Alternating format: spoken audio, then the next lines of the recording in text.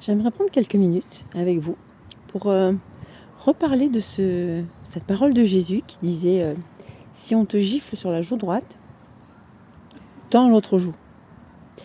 Et c'est un verset que j'aborde dans la session 1 sur l'estime de soi du programme Plénitude 360. Parce que sous couvert de ce verset, en tant que chrétien, on a laissé pas mal de gens nous faire du mal, gratuitement, parfois sans aucun motif, et pour des raisons pas toujours très louables. Et en fait, quand on lit les évangiles, peu avant que Jésus soit crucifié, eh bien, Jésus se retrouve dans un contexte où il dit quelque chose et un soldat le gifle. Donc, en tout bon chrétien qui se respecte, on se dit, Jésus, je vais continuer à lire, et certainement qu'il a attendu l'autre jour. Et en fait, quand on lit, on se rend compte que Jésus regarde le soldat et il lui dit, qu'est-ce que j'ai fait de mal ? Dis-moi ce que j'ai fait de mal. Parce que si j'ai rien fait de mal, pourquoi tu me gifles ? Wow ! Jésus lui-même, les amis, à un moment, il demande des comptes. Il demande au moins une explication, en fait, de la raison pour laquelle tu me fais du mal. Voilà, gratuitement, comme ça, sans que je sache. Et moi, de ce que j'ai compris, dans chrétien, ça veut dire petit Christ.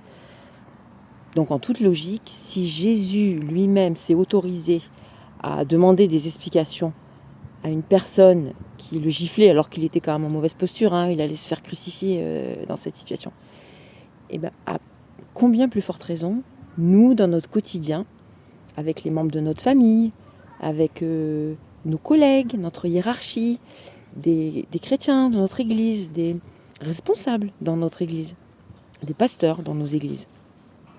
On a le droit et on peut se permettre aussi de leur demander, mais pourquoi tu me traites comme ça ? Pourquoi tu me parles comme ça ? Pourquoi tu te permets de te comporter comme ça avec moi ? Et au moins d'avoir une explication.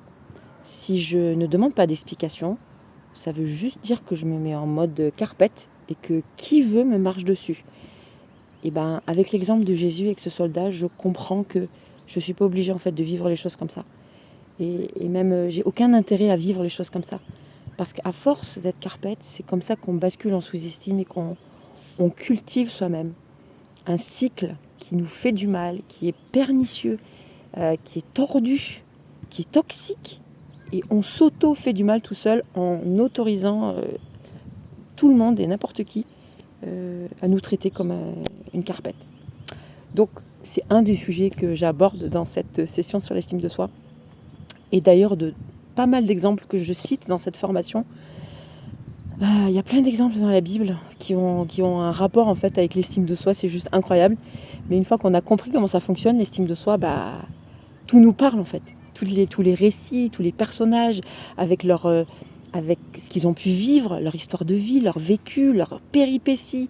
Il y a plein de fois dans leurs réactions où on comprend que c'est l'ego qui réagit de façon positive ou négative et que c'est en lien avec ce sujet de l'estime de soi.